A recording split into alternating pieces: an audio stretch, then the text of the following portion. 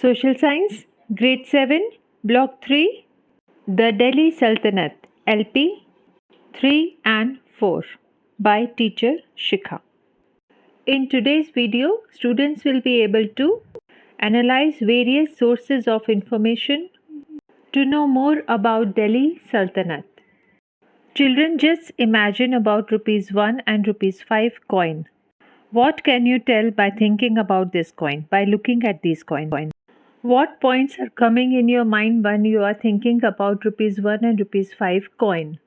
So children, these coins tell us that they are made of metal and they are used in India and have things written on it with English and Hindi. So when we look at old paintings, coins, it tells us about the way people dressed up in the court of the Delhi Sultanate. Barani wrote about Muhammad bin Tughlaq and the people he hired for high positions. Minhaj-e-Siraj wrote that even though Razia Sultan was very efficient, she was not suitable to be the ruler because she was woman. The language used on the coins is Persian. The mosque or a masjid built by Sikandar Lodi, which had been mainly used by Muslims for praying. So the children general explanation is we have archaeological, literary and other sources such as coins, buildings, books, accounts of foreign travelers and paintings to help us know more about the Delhi Sultanate.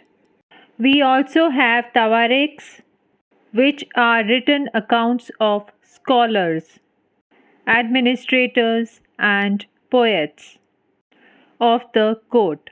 Both Minhaj-e-Siraj and Barani wrote about sultans they served under at different times.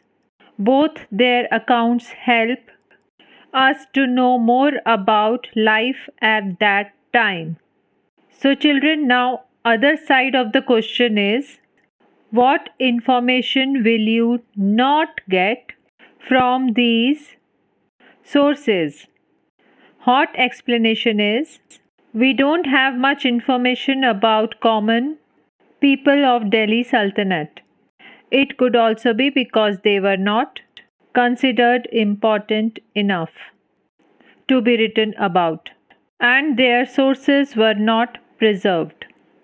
It might be possible that common people did not know how to write and preserve their history in a written form. Let's focus on LP4. Students will be able to compare the policies of the two sultans of the Delhi Sultanate. The key question now arises: what were the internal and external problems that the sultans of Delhi Sultanate faced? Do you think that all the measures that the sultans took to solve the problems were helpful? Give reasons. Let's see the explanation. The major problems of the Delhi Sultanate was its vast empire, which made it harder for the Sultan to control, and the threat of Mongol invasion. Not all the measures undertaken by the sultans were helpful. For example, when forest region was cleared, the pastoralist and herder groups were ordered to move out from the forest. It might have resulted in a feeling of rebellion among those who lived in the forest because they were homeless. The sultans of the Delhi Sultanate wanted to raise big armies with a large number of soldiers.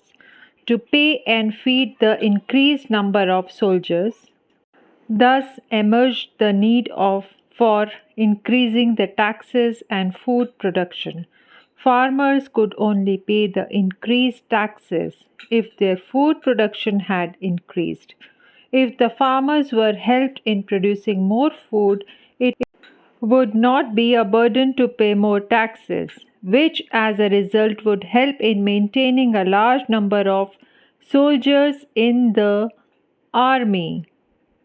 Question: what measures did Alauddin Khalji undertook to deal with the external problem of Mongol invasion?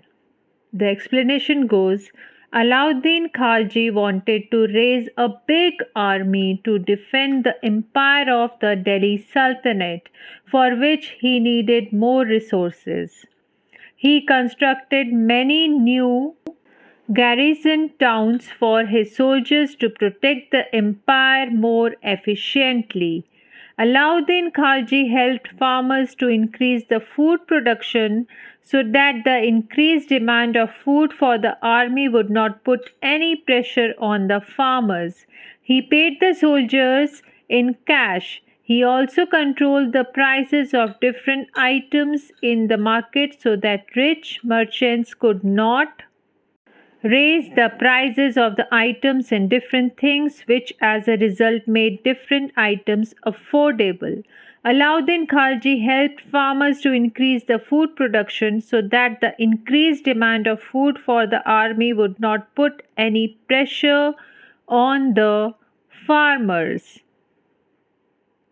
Now, the important question 2: what measures did Muhammad bin Tughlaq undertook to strengthen the Sultanate? Explanation: Muhammad bin Tughlaq also wanted to raise a large army to fight the Mongol army. Instead of building new garrison towns, Muhammad bin Tughlaq asked the people to leave the city of Delhi, Kunha, and were told to shift to Daulatabad, which was a city in the southern part of the Sultanate. The Sultan turned his abandoned city into garrison towns to feed the increased number of soldiers in the army. He asked the farmers to pay extra taxes. People were left homeless. I think the measures of Alauddin Khalji were successful. Important question 3: whose measures do you think were more effective in strengthening the Delhi Sultanate for the Mongol invasion? Alauddin Khalji or Muhammad bin Tughlaq? Children, please focus. All these three questions are very important. Explanation: the measures undertaken by the two sultans were different in many ways, such as Alauddin Khalji constructed a new garrison town for his soldiers, but Muhammad bin Tughlaq removed people from the city to station soldiers in that city.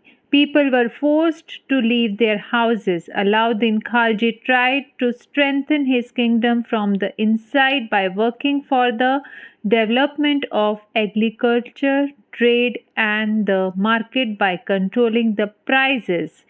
This made the people of the kingdom happy and prosperous. Thus, when the Sultan increased the taxes for the army, it was not a burden for the people, whereas Muhammad bin Tughlaq did not do anything for the farmers to increase their food production. Rather, he increased the taxes on the farmers to feed the huge army. Muhammad bin Tughlaq's policies were not very effective.